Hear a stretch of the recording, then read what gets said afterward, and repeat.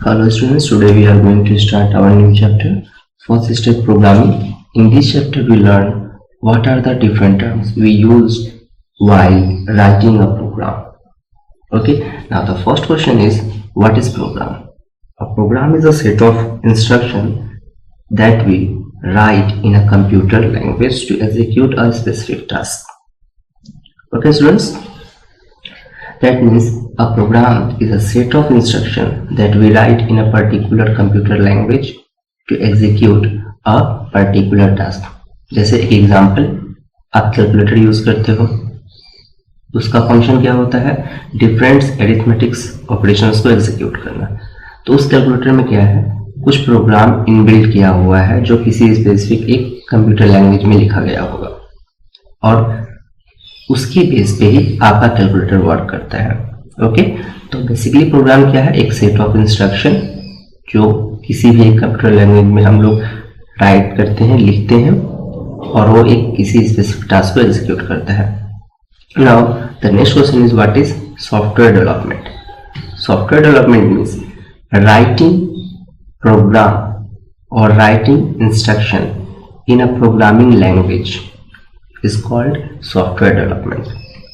Okay students, now the next question is, what is syntax? Syntax is basically the rules of writing any computing language. जैसे आप maths बनाते हो या आप कोई लेटर लिखते हो तो सबका एक स्पेसिफिक रूल होता है। अगर आप उस रूल से वर्क नहीं करते हो तो क्या होता है?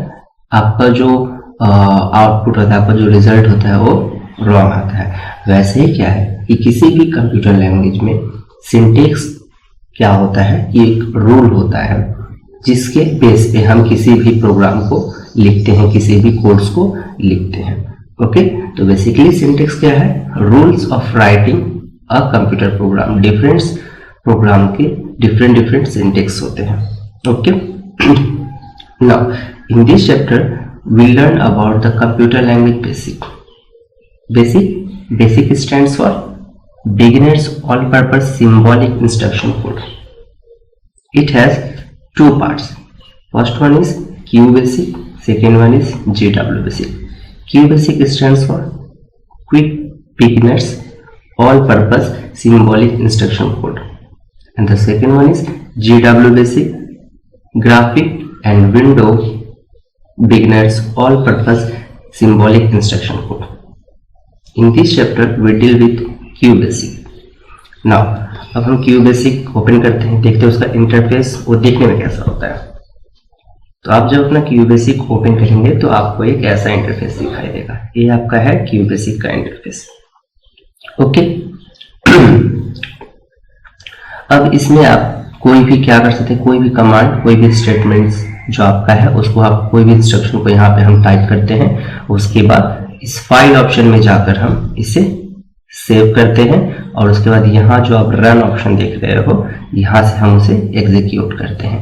ओके, तो इस पे कोडिंग कैसे करते हैं वो मैं आपको बाद में बताऊंगा। फिलहाल मैं कुछ टर्म्स और जो है प्रोग्रामिंग से रिलेटेड उसको डिस्कस करता हूँ। तो नेक्स्ट है हमारा question, what are constant? So basically constants are those identity whose value does not change during execution of a program. मतलब कि इनका जो वैल्यू होता है, कांस्टेंट्स का वैल्यू, वो किसी भी प्रोग्राम के एग्जीक्यूशन में कभी भी चेंज नहीं होता है। जैसे मैं एक एग्जांपल यहाँ पे दिखाता हूँ आपको। जैसे मैंने एक कांस्टेंट यहाँ पे ले रहा हूँ,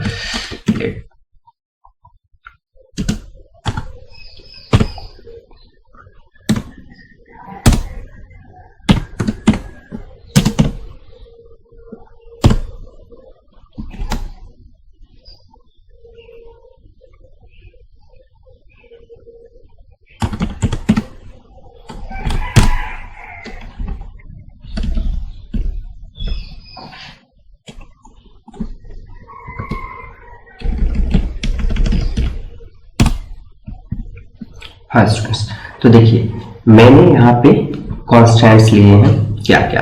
अब देखिए कांस्टेंट्स क्या होते हैं? बेसिक में दो टाइप्स के होते हैं, एक होता है न्यूमेरिक कांस्टेंट और एक होता है स्ट्रिंग कांस्टेंट। न्यूमेरिक कांस्टेंट्स क्या होते हैं? जिसमें सिर्फ नंबर्स, सिर्फ नंबर्स को लिया जाता है। जितने भी नंबर्स होते हैं वो पॉजिटिव हो, नेगेटिव हो, डेसिमल हो, नॉन डेसिमल हो, कुछ भी, वो सारे क्या हो गए हमारे न्यूमेरिक कांस्टेंट। और स्ट्रिंग कांस्टेंट क्या होता है? जितने भी alphabets, digits, combination of alphabet and digits जिनको हम डबल इन्वर्टेड कॉमा के अंदर लिखते हैं, वो क्या हो गए? हमारे स्ट्रिंग हो गए। अब इन सभी कांस्टेंट्स को जो वेरिएबल स्टोर करते हैं उनको हम क्या बोलते हैं? String variable and numeric variable. मतलब कि जो न्यूमेरिक कांस्टेंट को स्टोर करता है उस वेरिएबल को हम लोग क्या बोलते हैं? Numeric variable. और जो स्ट्रिंग कांस्टेंट को स्टोर करता है उसको हम लोग बोलते हैं क्या? String variable. अब देखिए यहाँ पे एक सेकेंड, मैं इसको जूम कर देता हूं।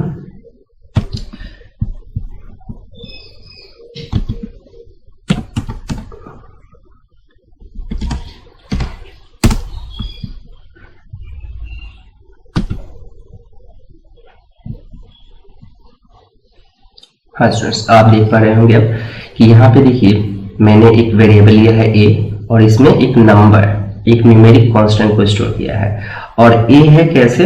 एक नॉर्मल, एक अल्फाबेट। आप इसे चाहे तो अपना नाम या कुछ भी एक लिख सकते हैं। मैंने सिर्फ एक लेटर लिखा है, एक अल्फाबेट यहाँ लिखा है, ठीक। तो यहाँ पे आप कुछ भी ले सकते हैं। सपोज यहाँ पे मैंने लिया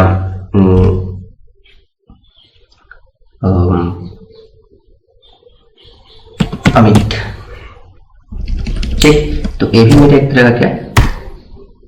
वैलिड वेरिएबल है। मतलब हम वेरिएबल नेम यहाँ पे कुछ भी ले सकते हैं, ठीक। अब इस वेरिएबल में एक किस तरह का वेरिएबल है?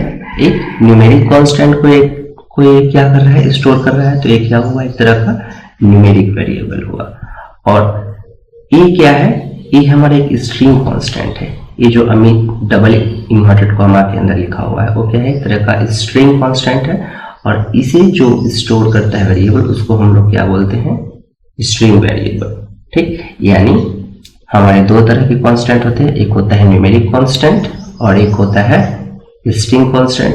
न्यूमेरिक कांस्टेंट को जो वेरिएबल स्टोर करते हैं उसको बोलते हैं हम लोग न्यूमेरिक वेरिएबल, और जो स्ट्रिंग कांस्टेंट को स्टोर करते हैं उसको हम लोग क्या बोलते हैं? String variable. अब देखिए एक चीज, स्ट्रिंग वेरिएबल देखने में थोड़ा अलग है। इसे लिखने के लिए कुछ रूल्स होते हैं। पहला रूल तो ये है कि आप कभी भी स्ट्रिंग वेरिएबल में फर्स्ट जो लेटर है, जब आप कोई भी नाम इसका जब स्ट्रिंग वेरिएबल लिखने जाएंगे तो यहाँ पे फर्स्ट क्वेश्चन पे कभी कोई भी नंबर 0 से लेकर 9 तक आप नहीं लिख सकते। जैसे मैंने यहाँ पे मान लीजिए 2 लिखा तो क्या होगा? ये आपका एरर आएगा। देखिए अब मैं इंटर प्रेस करती, ये क्या होगा? लाइन रेड हो जाएगा, रेड। दैट मीन्स कि यहाँ पे आप कोई भी फर्स्ट पोजीशन पे नंबर नहीं लिख सकते हैं। तो आप इसे जाकर यहाँ डिलीट कर दीजिए। अब आप इंटर कीजिए, देखिए वापस से फिर सही हो गया। दैट मीन्स कि आप फर्स्ट पोजीशन पे नंबर नहीं लिख सकते हैं। आप नंबर फर्स्ट लेटर के बाद कहीं पे भी आप लिखिए 2, 3, 4, उसके बाद आप इंटर प्रेस कीजिए, ये आपका वैलिड है। बट आप फर्स्ट पोजीशन पे किसी भी नंबर्स को नहीं लिख सकते। पहला ए हुआ। दूसरा कि आप स्ट्रिंग वेरिएबल में कभी भी किसी स्पेशल कैरेक्टर, जैसे मैंने यहाँ लिखा परसेंटेज, अब मैं जब इंटर प्रेस करूंगा तो ये रेड हो जा रहा है। यानी किसी भी स्पेशल कैरेक्टर्स को हम यहाँ पे नहीं ले सकते हैं, सिर्फ हम डॉलर साइन को लेते हैं। और डॉलर साइन बहुत ही इंपॉर्टेंट है, बिकॉज अगर आप डॉलर साइन नहीं देते हो तो वो आपका एक न्यूमेरिक वेरिएबल में आ जाता है। तो आपको जब भी स्ट्रिंग वेरिएबल आप लिखोगे तो स्ट्रिंग वेरिएबल के लास्ट में, हमेशा लास्ट में, शुरू में नहीं, हमेशा लास्ट में हम डॉलर साइन जरूर देंगे। अगर नहीं देते हैं दैट मीन्स कि वो आपका वेरिएबल नेम गलत हो जाएगा। तो हमेशा लास्ट पोजीशन में हम एक डॉलर साइन देंगे। फर्स्ट पोजीशन में कभी भी किसी डिजिट को नहीं रखेंगे और वेरिएबल, स्ट्रिंग वेरिएबल नेम में कहीं पे भी हम किसी स्पेशल कैरेक्टर को यूज नहीं करेंगे। ओके, जैसे आपका हैश हुआ, चेक आपका हुआ %, इनको हम कभी भी यूज नहीं करेंगे। अगर यूज करेंगे तो ये बार बार क्या होगा? रेड हो जाएगा। दैट मीन्स कि आपका ये गलत होगा। हम कभी भी स्पेशल कैरेक्टर का यूज नहीं करेंगे। और न्यूमेरिक वेरिएबल में भी वो चीज लागू होता है। यहाँ पे भी आप अगर 2 यहाँ पे आप लिखते हो तो ये भी गलत है। मतलब न्यूमेरिक वेरिएबल में भी आप किसी भी नंबर्स को फर्स्ट पोजीशन पे नहीं लिख सकते हो, किसी भी स्पेशल कैरेक्टर को आप यूज नहीं कर सकते हो। तो डिफरेंस क्या है न्यूमेरिक वेरिएबल और स्ट्रिंग वेरिएबल में, कि स्ट्रिंग वेरिएबल में हम लास्ट में हमेशा एक डॉलर से मिलते हैं, बट न्यूमेरिक वेरिएबल में हम किसी तरह का स्पेशल सिंबल यूज नहीं करते हैं। ओके, आई थिंक आपको समझ में आ गया होगा कि स्ट्रिंग वेरिएबल क्या है और न्यूमेरिक वेरिएबल क्या है। ओके, आइए अब हम नेक्स्ट टॉपिक पे चलते हैं। इसे हम हटा देते हैं।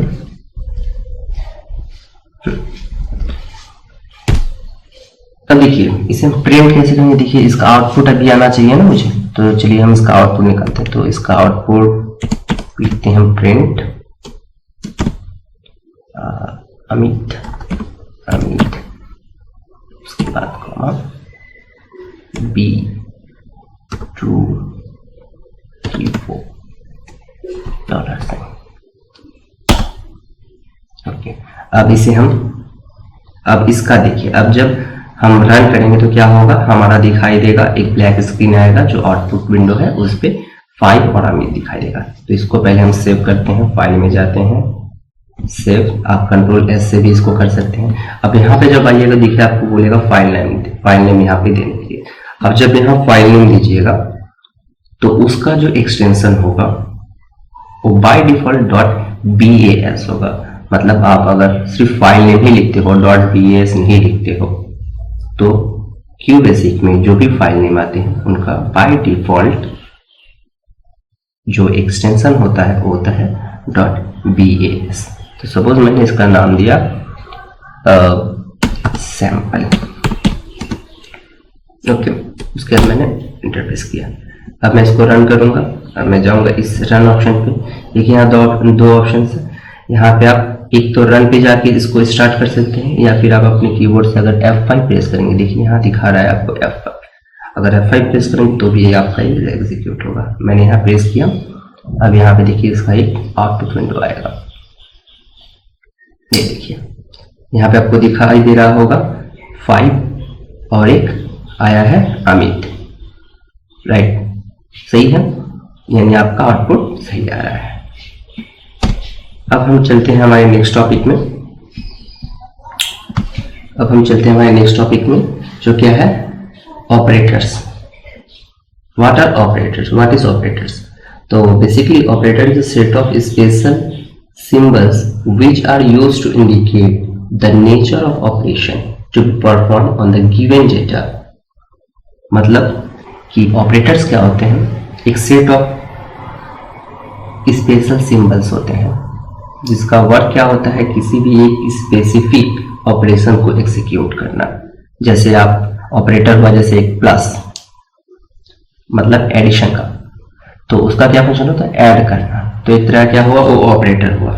ओके, तो बेसिक में टोटल हमारे 3 टाइप्स के ऑपरेटर्स होते हैं। एक होता है एरिथमेटिक ऑपरेटर, सेकेंड होता है आपका रिलेशनल ऑपरेटर, और थर्ड वन होता है आपका लॉजिक ऑपरेटर। तो कैसे इसको हम लोग एग्जीक्यूट करते हैं, आइए देखते हैं। पहले हम एक वेरिएबल लेते हैं, एक न्यूमेरिक लेते हैं, बिकॉज एक चीज याद रखिएगा कि आपका जो एरिथमेटिक ऑपरेशंस है सिर्फ न्यूमेरिक कांस्टेंट और न्यूमेरिक वेरिएबल्स पे ही होता है, अदरवाइज आपका किसी पे नहीं होता है। आप किसी भी नाम को नाम के साथ, जैसे आपका है a + b, अगर जो को ऐड कीजिएगा तो उसका कोई रिजल्ट आएगा नहीं, बट आप 5 + 2 अगर ऐड कीजिएगा तो आपका रिजल्ट आएगा सेम। दैट मीन्स ये सिर्फ न्यूमेरिक कांस्टेंट्स पे ही फंक्शन करते हैं। अब यहाँ पे हम जाके एक सिंपल प्रोग्राम लिखते हैं जहां पे मैं आपको समझाऊंगा कि जितने भी एरिथमेटिक ऑपरेशंस होते हैं वो कैसे एग्जीक्यूट होते हैं यहाँ। तो मैं यहाँ सबसे पहले लेता हूँ एक न्यूमेरिक कांस्टेंट a = यहाँ मैंने वैल्यू लिया 5। उसके बाद लेट b = वैल्यू 6। इसके बाद अब इनको एक दूसरे वेरिएबल में इनका एडिशन रखते हैं। A plus B. इसके बाद एक लेते हैं D equal to A minus B. इसके बाद E equal to A multiply B. इसके बाद लिख लेते हैं F equal to A by B. अब इन सबको प्रिंट करते हैं, print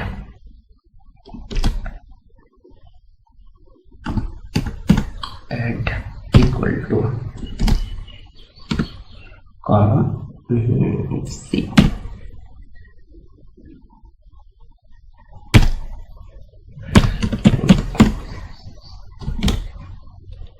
subtraction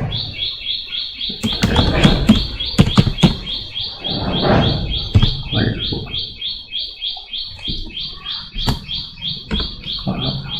D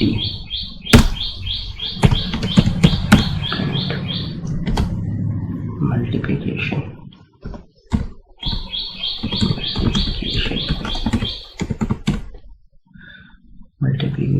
equal to E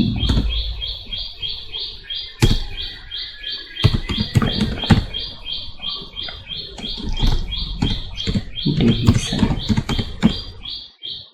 equal to comma। Okay students, अब देखिए एक चीज, शायद मैं जो भी यहाँ कोडिंग्स लिख रहा हूँ आपको अभी कुछ समझ में नहीं आएगा, बिकॉज यहाँ पे मैं आपको बस समझाने के लिए कर रहा हूँ। अभी आपको एक कोडिंग्स का मैं एक अलग एक वीडियो जब बनाऊंगा तो वहाँ मैं टोटल इस सारे कोडिंग्स की बेसिंग हम कैसे कोडिंग्स करते हैं वो सारा मैं डिस्कस करूँगा। अभी बस समझाने के लिए आपको कि यहाँ पे जो भी टर्म्स हैं उनका यूज कैसे होता है। ओके, तो अब देखिए मैंने यहाँ पे एरिथमेटिक ऑपरेशंस कुछ प्लस माइनस मल्टीप्लिकेशन डिवीजन के सारे फंक्शंस यहाँ लिखते हैं और उनका रेस्पेक्टिव यहाँ पे अब रिजल्ट लिखा है। अब इसको मैं सेव करूंगा कंट्रोल एस, उसके बाद यहाँ पे मैं इसको रन करूंगा। अब इसको रन करने के लिए हम डायरेक्ट F5 प्रेस कर देते हैं।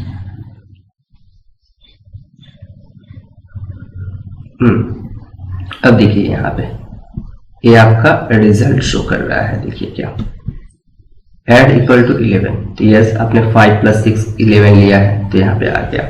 इसके बाद सब्ट्रैक्शन क्या है आपका a माइनस बी, तो a है 5, उसके बाद माइनस 6, तो अब 6 बड़ा है 5 से, 6 तो सब्ट्रैक्ट नहीं होता, बट जब सब्ट्रैक्ट होता है तो इसमें क्या होता है आपका माइनस साइन होता है। क्योंकि ऑब्वियस है, आप लोग शायद मैथ्स पढ़े होंगे तो वहाँ पे होगा कि अगर जो सेकेंड नंबर होता है अगर बड़ा होता है तो क्या होता है माइनस साइन यहाँ पे आ जाता है, तो इसीलिए सब्ट्रैक्शन का वैल्यू जो है -1 में है। इसके बाद है मल्टीप्लिकेशन, तो यस इनका मल्टीप्लिकेशन आया है 30। उसके बाद है डिवीजन, तो 5 में से 6 अगर हम लोग डिवाइड करेंगे तो ऑब्वियस है कि इतना ही आएगा। समझ में आ गया आपको? चलिए अब थोड़ा वैल्यू चेंज करके दिखाते हैं। वैल्यू सपोज मैंने यहाँ दिया 8 और यहाँ पे मैंने दिया 4। अब इसको सेव करते हैं, फिर से F5 प्रेस करते हैं। अब देखते हैं रिजल्ट। अब देखिए रिजल्ट, एड इक्वल टू 8 प्लस 4 12, सब्ट्रैक्शन 8 माइनस 4 4, मल्टीप्लिकेशन 8 इंटू 4 32, उसका डिवीजन 8/4 2। तो आपको समझ में आ गया कैसे होते हैं यहाँ पे अरिथमेटिक ऑपरेशंस। से हम हटते हैं। अब हम नेक्स्ट टॉपिक पे आते हैं, रिलेशनल ऑपरेटर। रिलेशनल ऑपरेटर क्या होता है कि ए आइडेंटिफाई करता है रिलेशन, जैसे 8 और 4 के बीच में क्या रिलेशन है, इन दोनों के बीच ये रिलेशन है कि 8 जो है ग्रेटर देन है 4।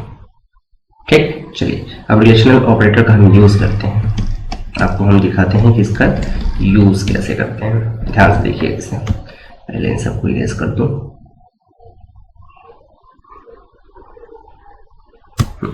सपोज मैंने यहां लिया let A equal to 8 let b equal to 4। अब मुझे रिलेशनल ऑपरेटर को एग्जीक्यूट करना है। देखिए कैसे करेंगे। तो यहाँ पे अभी देखिए एक चीज मैं फिर से बोल रहा हूँ कि आपको जो मैं कोडिंग्स लिखूंगा आपको शायद अभी समझ में ना आए। मैं नेक्स्ट जब वीडियो बनाऊंगा तो वहाँ आपको बता दूंगा अच्छे से कि बेसिक में हम कोडिंग कैसे लिखते हैं, कैसे इसको करते हैं। ओके, तो फिलहाल आप बस समझने के लिए इसको देखिए। तो अब यहाँ पे हम रिलेशनल ऑपरेटर का यूज करेंगे। यहाँ पे हम लिखते हैं इफ ए ग्रेटर देन। अभी जो ग्रेटर देन साइन हमने यूज किया, ए क्या आप शो करेगा रिलेशन कि नंबर्स के बीच में रिलेशन क्या है। देखिए ए और बी के बीच में रिलेशन क्या है, तो एक कंडीशन शो कर रहा है क्या कि अगर ए बड़ा होगा, ग्रेटर देन होगा B, then print A is greater, A is greater else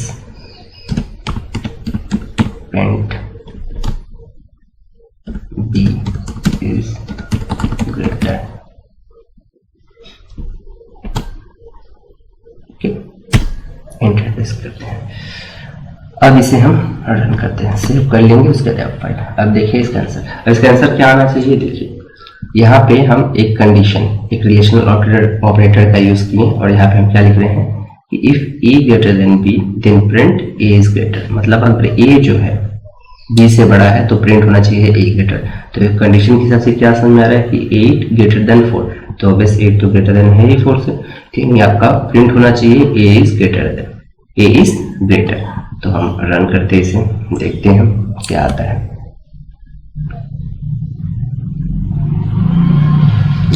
देखिए आउटपुट क्या है आपका, ए इज ग्रेटर।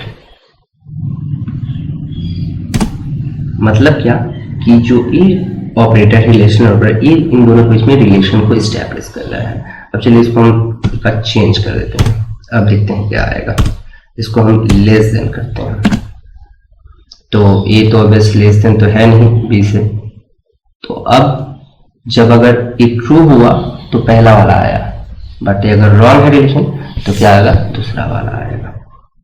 ओके, तो हम इसे सेव करते हैं, उसके बाद F5 प्रेस करते हैं। क्या है, बी इज ग्रेटर। ऐसा क्यों आया ये बी इज ग्रेटर, ऐसा क्यों आया, बिकॉज यहाँ पे हमने जो रिलेशन लिखा है वो क्या है कि ए लेस देन 4, तो ए क्या 4 से कम है, तो नहीं। मतलब ये जो कंडीशन हमने लिखा है ये तो गलत है, तो गलत है तो पहला वाला नहीं, ये दूसरा वाला प्रिंट होगा। तो समझ में आया आपको। तो ये रिलेशनल ऑपरेटर्स जो होते हैं हमारे क्या क्या होते हैं,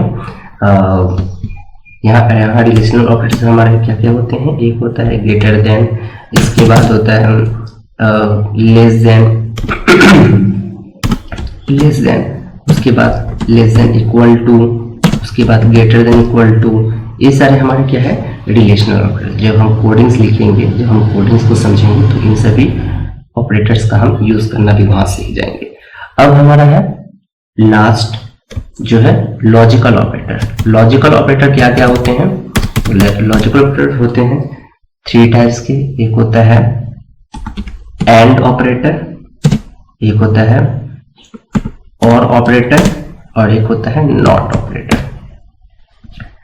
एंड ऑपरेटर का क्या फंक्शन है, एंड ऑपरेटर कंडीशन एस्टैब्लिश करता है कि अगर मेरा दोनों कंडीशन, जैसे मैंने 2 कंडीशन एराइज किया कि if A is greater then, suppose मैं एक एग्जांपल लेता हूँ। चलिए एक एग्जांपल यहाँ से लिख कर मैं समझाता हूँ, आपको समझ में आ जाएगा।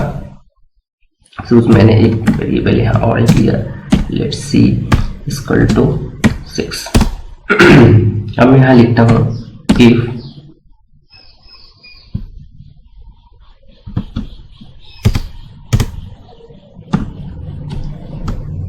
if A greater than B and A greater than C, then print A is greater, A is greater,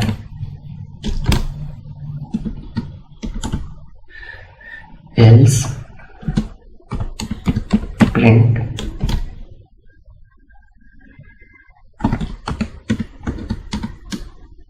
another number is greater.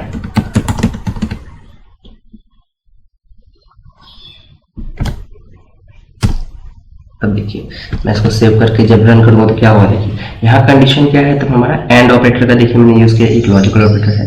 ए क्या सेटिस्फाई करता है, ए क्या बताता है कि अगर आपका ए ग्रेटर देन बी है, मतलब ए जो है वो बी से भी बड़ा है, तो बेस 8 और 4 में अगर रिलेशनशिप हम करें तो क्या होगा, 8 यानी ए जो है बी से भी बड़ा है और ए अगर सी से भी बड़ा है, तो आप ए वाला प्रिंट कीजिए, ए इज ग्रेटर। और अगर ऐसा नहीं है तो आप सिर्फ ए इस वाले को प्रेस कीजिए। तो जब हम इसको F5 प्रेस करेंगे तो यहाँ देखिए क्या होगा, ए इज ग्रेटर, बिकॉज दोनों ही कंडीशन हमारा ए, देखिए क्या है, ए इज ग्रेटर। ये ऐसा क्यों हुआ, क्योंकि हमारा दोनों ही कंडीशन वैलिड है। अब हम और ऑपरेटर का यूज करते हैं, और ऑपरेटर का हम यूज करते हैं OR और यहाँ पे हम कुछ चेंजमेंट करते हैं। यहाँ पे हम लिखते हैं 10, ठीक। अब इसे सेव करते हैं। अच्छा अब देखिए कंडीशन के हिसाब से क्या हो रहा है।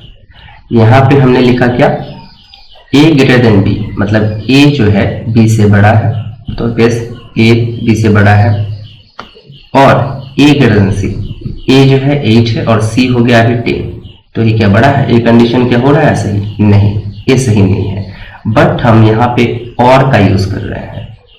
और का मतलब होता है कि किसी भी एक ऑप्शन को आप लो, मतलब जो हमारा बेसिक है वो क्या करेगा, सिर्फ किसी एक ऑप्शन को देगा। अगर इनमें से कोई भी एक ऑप्शन अगर सही है तो क्या होगा, ये फर्स्ट वाला प्रिंट होगा, और अगर दोनों ही गलत है तो ये सेकेंड वाला प्रिंट होगा। तो इसमें मेरा पहला वाला कंडीशन जो है ए ग्रेटर देन बी, ये तो मेरा सही है, और ए वाला जो है मेरा गलत है, क्योंकि ए तो रिलेशन को एस्टेब्लिश नहीं करता है, क्योंकि ए जो है 8 है और सी है 10, तो ए तो सही नहीं है। बट फिर भी हमारा क्या होगा, प्रिंट होगा ए इज ग्रेटर। क्यों, क्योंकि हमारा और ऑपरेटर का हम यूज कर रहे हैं, और क्या करता है कि दो कंडीशंस में से किसी एक कंडीशन को ये लेता है। तो अब हम यहाँ पे रन करते हैं इसको, देखिए क्या आया आउटपुट आपका, ए इज ग्रेटर। क्यों ऐसा आया, ए तो ग्रेटर है नहीं, बट ऐसा इस वजह से है क्योंकि हमने यहाँ और ऑपरेटर का यूज किया है। तो आपको समझ में आ गया होगा कि लॉजिकल ऑपरेटर्स जो होते हैं एंड और एंड में क्या होता है, ये दोनों कंडीशन को चेक करेगा। अगर दोनों कंडीशन सही होंगे तो पहला वाला प्रिंट होगा, और अगर नहीं होगा सही तो दूसरा वाला प्रिंट होगा। बट और क्या करता है, ये किसी एक कंडीशन को चेक करता है, या तो इसे या तो फिर इसे, इन दोनों में से किसी एक को चेक करेगा, और दोनों में से कोई भी एक अगर सही होता है तो पहला वाला प्रिंट, अगर कोई भी एक, अगर दोनों ही गलत होता है, कोई भी एक नहीं, अगर दोनों ही गलत होता है तब जाके इसको, जैसे मैं यहाँ पे अगर मैं लिख दूं कि ए इज लेस देन बी, तो क्या होगा, अब दोनों कंडीशन मेरा गलत है, तो अब क्या होगा, another number is greater लिखिएगा। ये देखिए क्या लिखा, another number is greater। तो समझ में आ गया आप लोग को कि लॉजिकल ऑपरेटर्स कैसे वर्क करता है। ओके, तो स्टूडेंट्स ये आपके फर्स्ट चैप्टर में था कि आपको क्या क्या जानना था इसमें, कि कॉन्स्टेंट्स कितने टाइप्स के होते हैं, उसके बाद वेरिएबल्स कितने टाइप्स के होते हैं, ऑपरेटर्स क्या क्या होते हैं, और उनका यूज क्या क्या होता है। तो इस वीडियो में आपने इतना सब कुछ सीखा। अब नेक्स्ट वीडियो में मैं आपको बताऊंगा कि क्यू बेसिक में हम कैसे कोडिंग्स को लिखते हैं, और इसमें डिफरेंट टाइप्स के कमांड्स क्या क्या यूज होते हैं किसी भी इंस्ट्रक्शन, किसी भी कोड को लिखने के लिए। ओके, तो अभी के लिए बस इतना ही। Thank you.